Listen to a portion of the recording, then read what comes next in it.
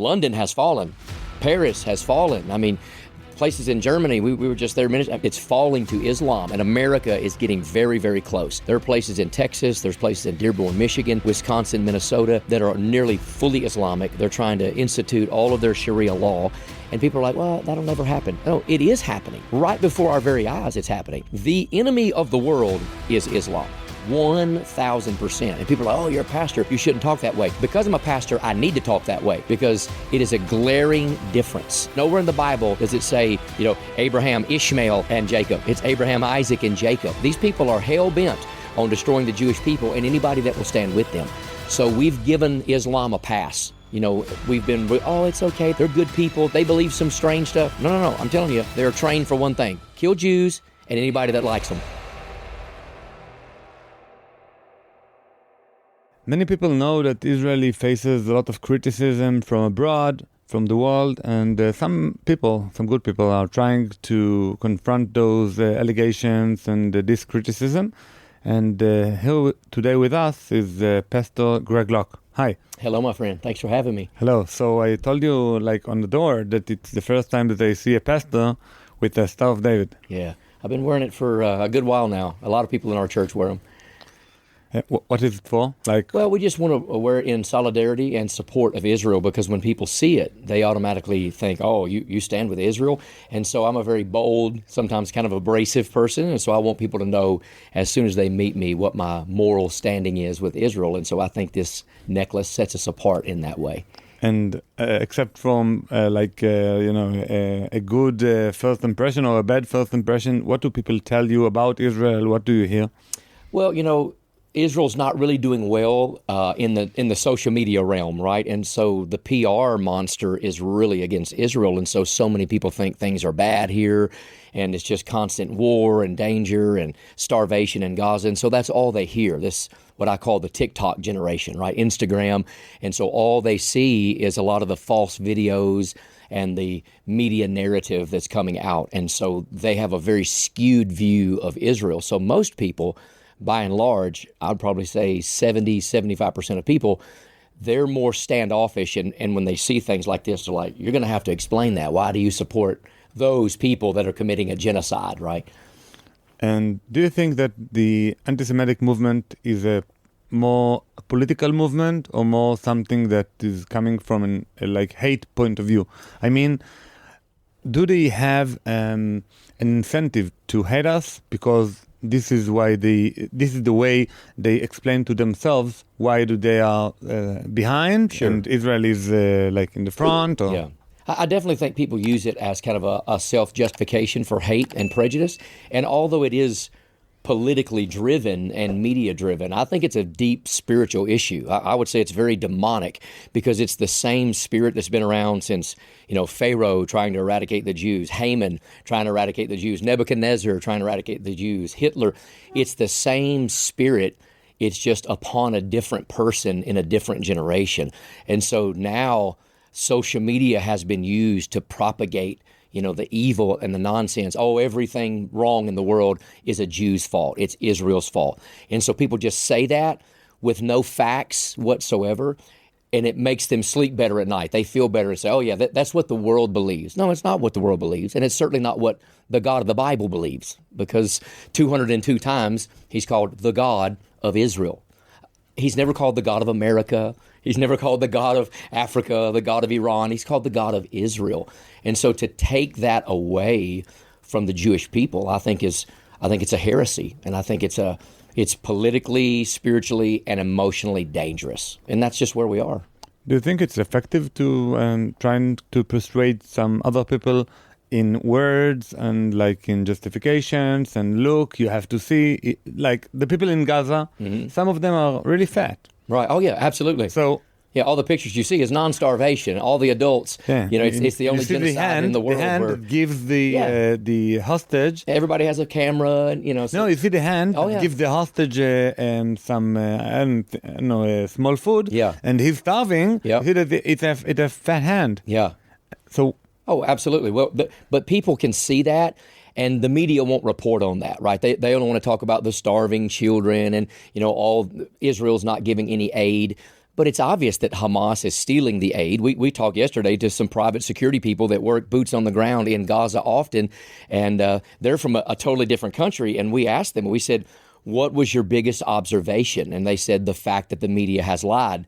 We've gone into Gaza, there's food everywhere, but their leaders are taking it from the people. And so I very boldly tell people on Twitter and various platforms, look, the only starvation that's really happening in Gaza are the hostages. And this is a war that was not started by Israel. But I can assure you, Israel will finish it and Israel will win. And people don't like to hear that. But I'm going to be on the right side of history. And the people that stand with the Jewish nation will be hated most, but we will be on the right side of history, both politically and biblically. But why can't we make a change and really persuade those people who hate us? Mm-hmm. Well, I think you can. I think you can make great waves if Israel would be more open to a better PR situation. If they would take, for example, it doesn't have to be me, but I've talked to Gilad about this, but somebody with a very large voice. We do movies in America and books, and we have 4.5 million, followers on, Facebook platforms. If they could take somebody that is a voice and drop them right in the middle of Gaza with a camera in their hand and say, I'm going to tell you the truth, verse by verse, line by line. I'm going to show you the food. I'm going to interview the people. I think Israel would do better to bring the younger generation to their side.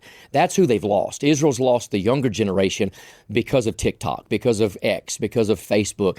But if they would they don't even have to put a lot of money into it. I know Qatar is putting a lot of money into all of the nonsense against Israel. If Israel would just get the right people with big platforms, I think they could win this war from a social media standpoint. And I saw an interview with Charlie Kirk and all other students, and he asked them why it's so hard to defend Israel, and they all said the $4 billion support that they give for the Israeli army. Yeah. What do you think about that? Well, I think that the idea of the support and our tax dollars and all of that, in the grand scheme of things, it's really a small, minuscule amount. But America gives a lot of money to a lot of people. The only people that are complaining about it is when they find out, we're giving this money to Israel, right? And so then they get mad. Then they get nervous. We're feeding the people that are starving the Gazans. And again, they would not have that mindset. And they've never had that mindset until social media told them to believe that. Right? And it's not like Israel has to have the money. Regardless of what people say, this is a safe nation. It's a prosperous nation. It's a growing nation. It's a blessed nation. God promised that as more Jewish people come back to the land, the ground would prosper, the crops would grow, there'd be springs in the desert, all of these prophecies. And when you come here and see it, you get a different feel. So the average person, 95% of people that complain about Israel have never and will never be here. And I think that's an injustice. I think they should not be able to, or at least say the things that they're saying unless they come here for a visit, because a visit will change everything. They'll find out very quickly the Palestinians are not oppressed, they're not slaves, they're not beat down. They have some of the largest houses and neighborhoods and villages in the entire region, and they feel very safe. I guarantee you they feel more safe and free under an Israeli rule than they would under a Palestinian rule. There's no doubt. I think that they feel more free and more secure than Jews feel under Israeli rule. Yeah. Oh, absolutely. Absolutely. And what people don't realize is that, even pre-war, Israel was busing so many, like 180,000 Palestinians into areas to work and to have good, salaries for their family. But you can go to those same villages and you'll have signs, no Jews, no Israelis. And so it's a very one-sided, skewed element that people don't understand. Yeah, and who put those signs? Yeah, the Palestinians put those signs. No. The Israeli government put Really? The red signs that you see. The red ones in the yellow, yeah. Yeah, it's an Israeli sign. Wow. It's because of the Oslo Accords that there should be a separation. Oh, gotcha. Between Israelis and Palestinians. Because the conflict. Yeah, and Palestinians can go to our villages and we can go to there. And I noticed yesterday that going down one of the major highways to Shiloh, the side of the Palestinians had no fence because they know you're not going to attack, but the Israeli side had big fences because they're afraid, I guess, of repercussions. And it's just, people don't see that in the news media. Yeah, actually, it's also written in the Bible, like in Chumash, I think, Bamidbar. I don't know the name in English, but when Moses sent the spies into Israel, they saw something. They saw high walls, and Yes. like it's all a matter of how you see those walls. If like a village has a wall, Yeah. it means that they are afraid. So the Israeli villages has walls, Yeah. and the Palestinian villages, even one of them doesn't have a wall. My goodness. So if you see it from like the Bible perspective, Yeah. you see it in a whole different way. Yeah. Wow. Yeah, that's interesting. Yeah. So what do people that you bring to Israel tell you about the visit? Tell you about what surprised them the most? It usually only takes the very first day, especially the drive from Ben Gurion Airport to Jerusalem. They begin to see it because they're thinking it's just a desert wasteland and there's no trees and there's no forest, just because they've never been here. So once they show up, they're like, wow, we have such a different perspective. And it's one thing, we visit the holy sites, if you will, and the various places. But usually the favorite places of the people that we bring would be the Western Wall, Shiloh, to see where the house of God, and it was 369 years, to go to those places, to go past Jericho. They like to see those spots. We go to the Galilee, and of course, obviously, as believers, as Christians, they love to go to those spots, Jesus, Capernaum, and various places. But they just love to see the Jewish people, I think, in their surroundings in a different light. And when they see it, they see happiness, joy, excitement. And they begin to realize, wow, these people have such a commitment to the Word, such a commitment to the Old Testament, to Hashem, and they go away with a different perspective, and they say they're so family oriented. You don't see that as much in America, right? There's a lot of split families, a lot of divorce, a lot of just fatherless children. But here, you see the moms, the dads, Abba, Ima. You hear that all the time, Abba, Abba. My kids love that. So my grandchildren, they started calling us, Abba and Ima, going back because it affected them here in Jerusalem.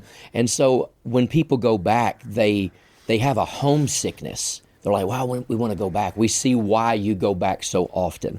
And so I think the first day it strikes them, and by the end of the week, 2 weeks, however long they stay, they just don't want to leave. We're tired because we see a lot of things, but they love it. Do you think that the Israeli families, that we have a lot of children, like I have 4, and it's not a lot. Right. Like, yeah. And in America, what's the average percentage per woman? Yeah, if you look at a family that has 4, 5, 6 children in America, that mindset is, oh, wow, you need to stop. You've got too many kids.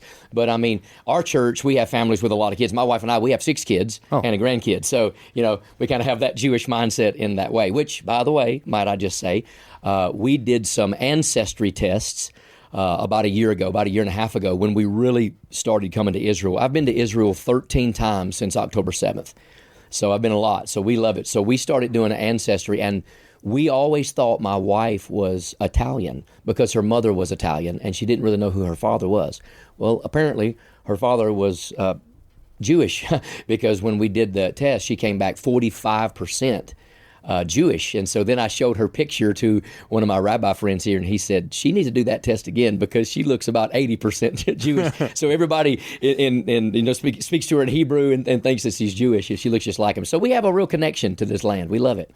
I heard from a lot of people that research Christianity that you either hate us or really love us. Why is this dichotomy between the love and hate? Why it can't be just, cold relation? Sure. I think a lot of it, if not most of it, is ignorance. People think they know the Bible until they come to the land of the Bible, and then it begins to take on a new reality. Now, one of the things, just to be very candid, is I think the Jewish mindset, the Israeli mindset, is skewed. I think I can say this on your broadcast, but it's skewed towards Christianity because of Catholicism, right? We're not Catholics, but when you go through Jerusalem, everything's Catholic, everything's a statue, a cross, an idol.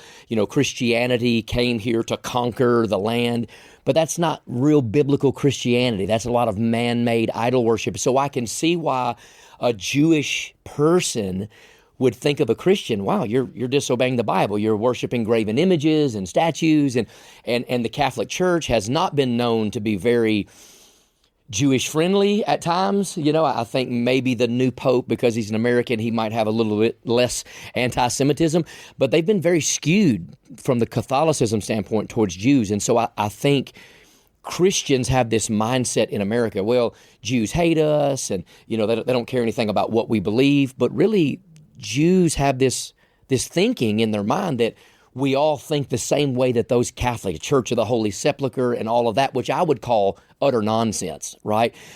We're not that way, because real Bible Christians, real evangelicals, we have such an understanding of the Old Testament that we cannot separate Israel from the Bible, even from the New Testament. Even if a person doesn't want to believe in Yeshua, if they don't believe what we would call the gospel, it doesn't matter, because if I believe what I say I believe, then why wouldn't I love the Jewish people? Because if I really believe, for example, that Jesus is the Messiah, regardless of what people reject or say, if I honestly in the core of my heart believe that, then to me, the Messiah, the Mashiach coming here is a second coming, but to the Jewish people, it's a first coming, but it's the same person. So why wouldn't I love the Jewish people? Why wouldn't I want to help them and support them and implement their ideas and their theological concepts? Does that make sense? And so I think a real Bible Christian cannot divorce the Israeli people, the land and the people, because the covenant is with the land and the people, right? It's with the land and the people according to God. And it's an eternal covenant. We cannot separate that from the Bible. And Christians that pretend to believe the Bible, oh yeah, we love Israel. But the biggest problem in America right now is what we call replacement theology, that the church replaced Israel, that Israel is no longer prophetically important, and now the church and Israel are the same. No, we absolutely are not. We are not the same. It's a really old thinking, the replacement theory. Theology? Yeah, replacement theology. It is a theory. It's been around for a long time. It's really old. But it's ridiculous, because we have not replaced the Jewish people, right? We have not replaced Israel. The church is separate, and both of them have a prophetic appointment with God, but not one without the other. We have to have each other. And so I think for maybe people like you or like Gilad or like all of these Orthodox rabbis, that they know I'm a pastor, they know what I believe, but we love each other, we're friends, we're working together, our church is financially supporting Red Heifer program, rebuilding of the Third Temple, all of these things that can be very hot topics, right? But we see the importance of partnering with the Jewish people, and when they meet people like us, they're like, okay, there's a difference about you, because I have no ambition, I have no motive, I'm not in this for money, for clicks, for shares, for likes. I'm in it for two things, for God and for Israel. I want Israel to prosper, because to this day, they are still the chosen people of God. And for some reason in America, that used to be okay to say. But today, that is a very polarizing statement to make. But I'll still make it, because it's the facts. But what can we do better? Like we were talking earlier about what the students of Charlie Kirk from Turning Point USA said. Like I would say, we should cut off the US dollars that we're getting for the army. Sure. It's pennies, really. $4 billion. It's pennies for us. We don't need it, and it's like a whole. I don't know. It really hurt. Sure. It's really hurt the effort that you make and that we are trying to make to.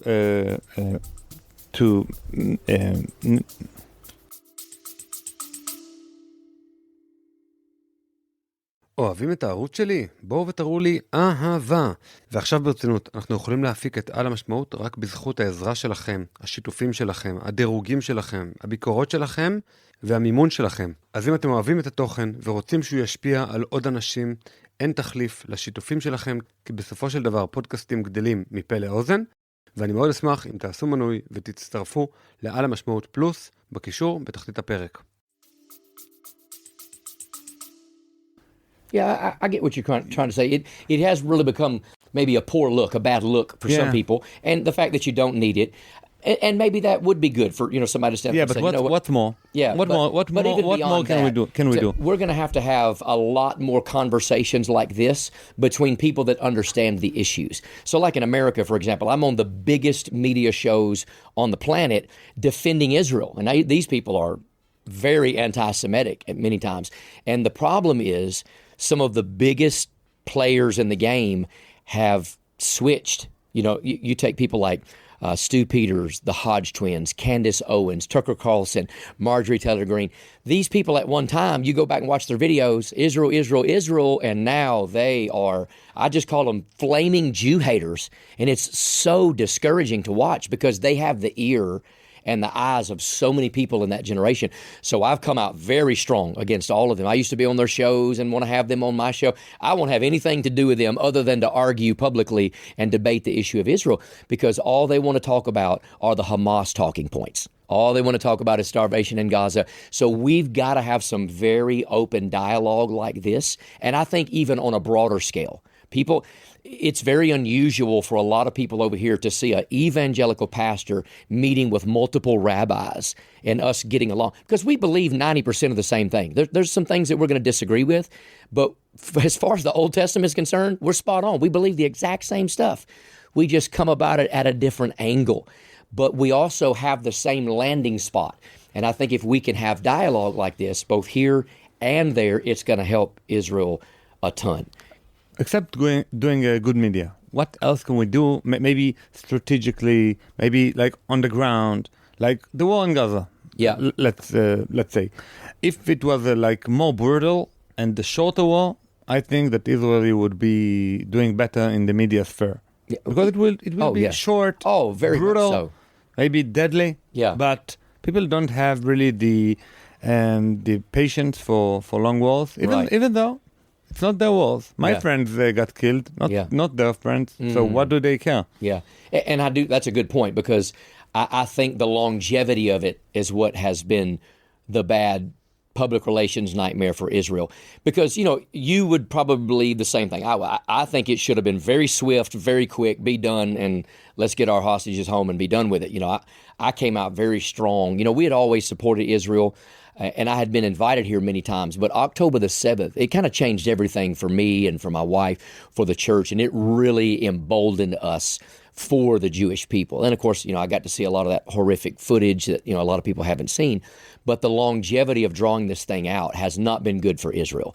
And so I think Netanyahu and everybody that he's working with, I know they've said, we're going to go in, just take the whole strip. It should have been done long ago. Just get it done, stop the bleeding, and move forward. Because even people can be mad politically, but biblically, Gaza will be 100% Jewish again. They should have never gave it up when they gave it up. It was the worst thing that ever happened to Gaza when it quit being Jewish, because they burned down all your stuff and stripping all the, copper wires. And it didn't take 24 hours for the Palestinians to receive something that they said they wanted, but to disrespect it overnight. And now look at what happened.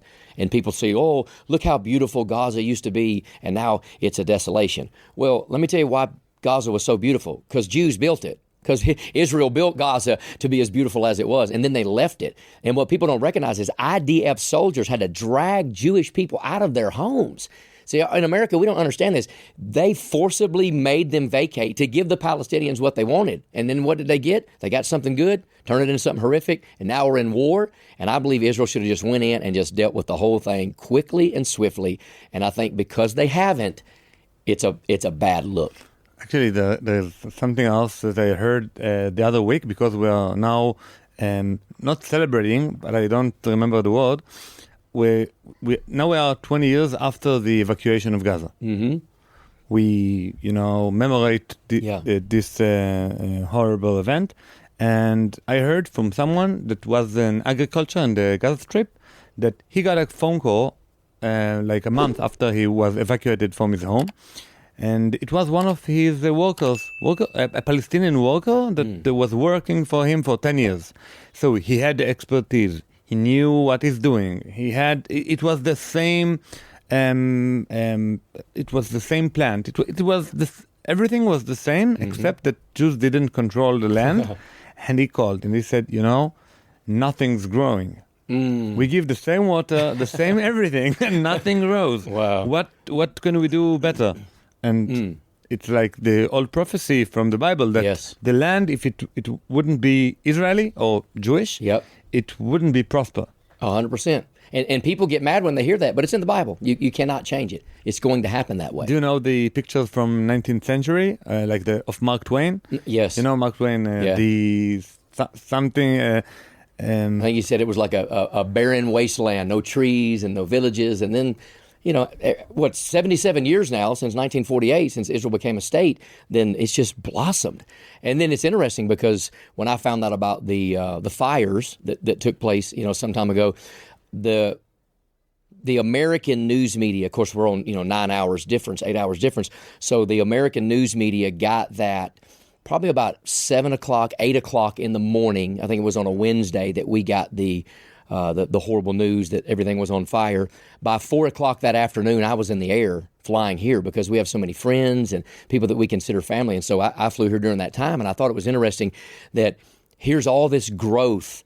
But again, the enemies of Israel is like, we're going to take care of the growth. We're going to fix that growth, because we know that this was not some natural disaster. And so it's like they're jealous when they see God prosper the land. And so they want the land, but they disrespect the land. And they're never going to be happy until there's no Jewish people whatsoever. So just burn the whole thing down. And so you have these college campus students in America that are so ignorant. I fault their parents. From the river to the sea, Palestine will be free. Number one, they don't know what river, they don't know what sea, and they have no idea that what that means is the eradication of Israel. That's what that statement means. Wipe out the Jews and we will be free. Well, first of all, Palestinians are more free in Israel than they would be in any other Middle Eastern country on the planet. It's the only democratic state around. And secondarily, it's predictive, it's prophetic that this land belongs to God, and these people, if you will, on the other side, they're never going to be happy until they get it. So they're never going to be happy because God's not going to give it to them. This land belongs to the Jewish people. And so the ignorance in America is nauseating because they think everybody here is oppressed and they're slaves and they're beat down and they're starving to death.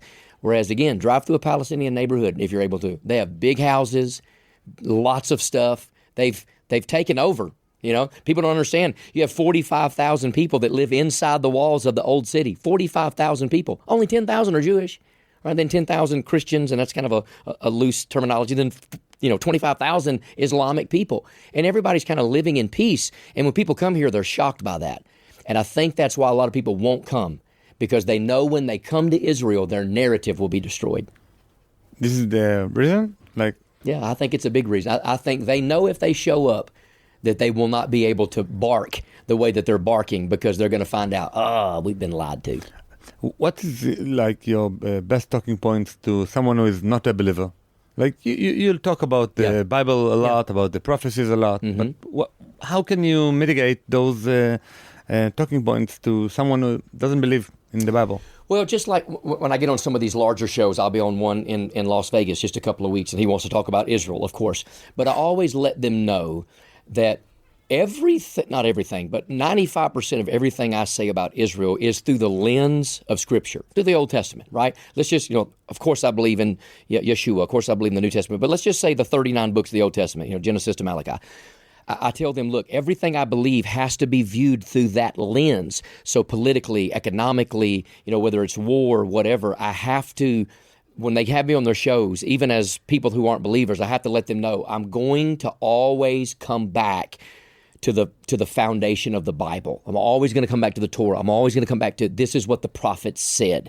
So if they don't like that, that's kind of my rule going into it. But there's plenty of talking points even without without the Bible. And again, you can just show people what is actually happening here, but they don't want to hear that. They want to believe starvation. They want to believe genocide because it gives them a reason to hate Jewish people. The Jewish people spit on Christians and they hate Christians and they're bombing churches and they're blah, blah, blah. It's all they hear, and it's so constant.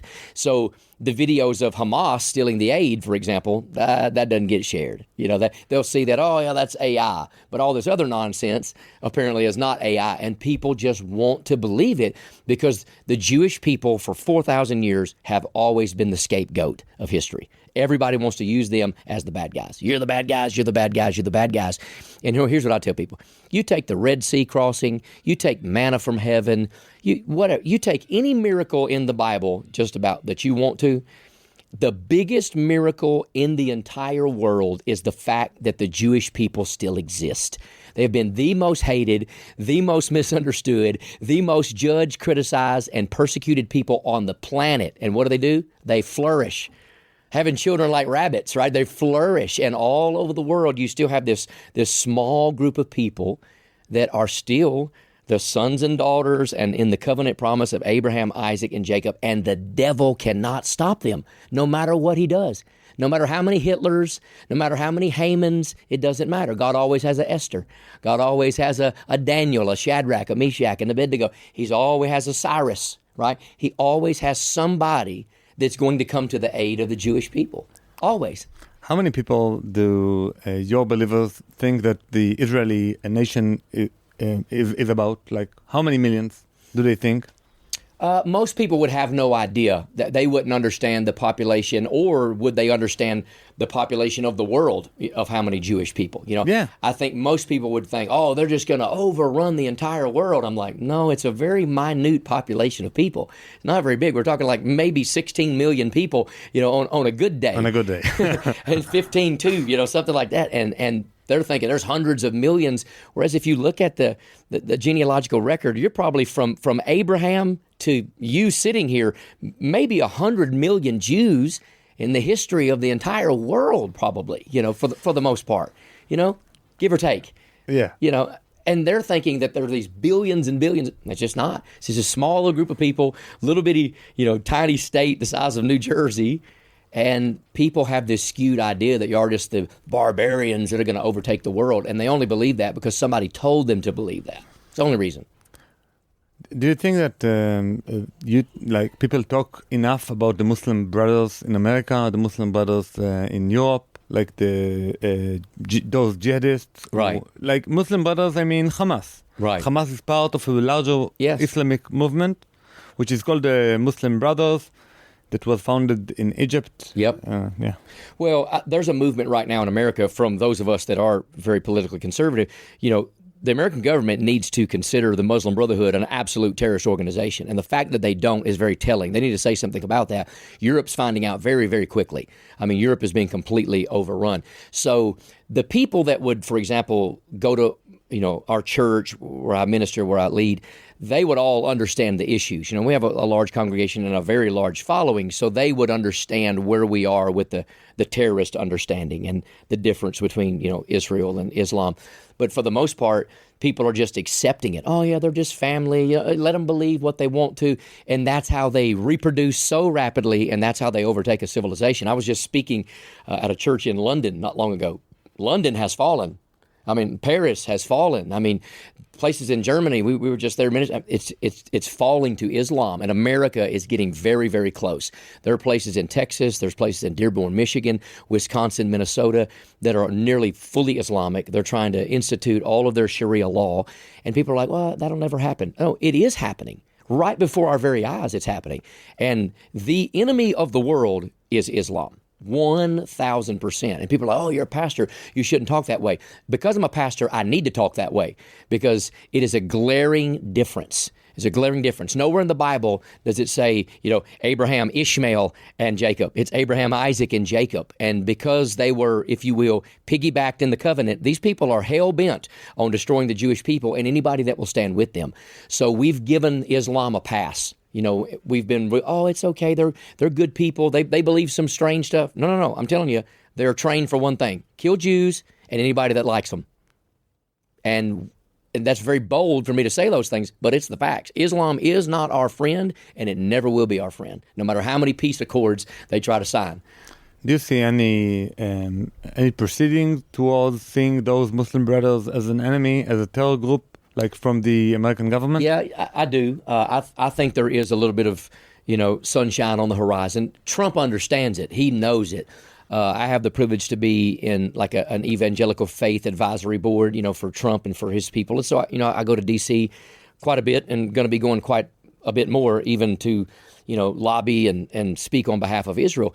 And so I think they see it.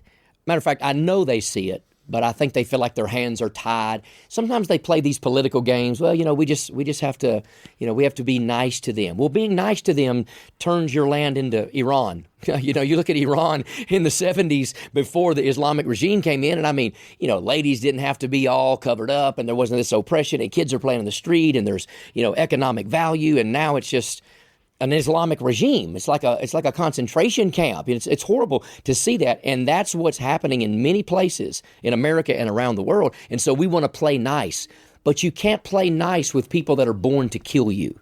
You can't play nice with people like that. Do you think that the American Constitution will, I don't know, but maybe it will be something to block your efforts Sure. to fight the Muslim Brothers? Well, what people don't understand is, everybody wants to say, we have freedom of speech, we have freedom of religion. We do, and thank God for it, because it's benefited me being so bold. But we also have some framework in the Constitution that says that there is limits to freedom of religion, and that limits of the freedom of religion would be any organization that has a nefarious mindset towards America, towards those freedoms. And so obviously, you have people that have a terrorist mindset, and so they can talk about Allah, and they can pray their 5 times a day with their, loud speakers going through all the world. But at the end of the day, they have a nefarious plan to overtake the government. So that's not freedom of religion.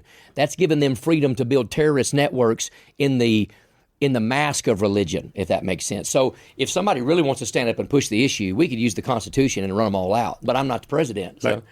You're saying that the Constitution is something for your side, not something that maybe can be a limitation towards effective measurements. I think it'd be if they would use it properly, it could be a limitation to say, look, Islam, no, you're not welcome here. You're not welcome to practice this, because ultimately it's not about Allah. Ultimately, it's about your complete, utter takeover and destruction of our government, because that's what they want. I really like the way Dennis Prager and Yoram Chazoni are explaining the U.S. Constitution and the old Republic. Yeah. Which they say it wasn't like Thomas Jefferson once said, like that there is a wall between religion and state, between church and state. Right.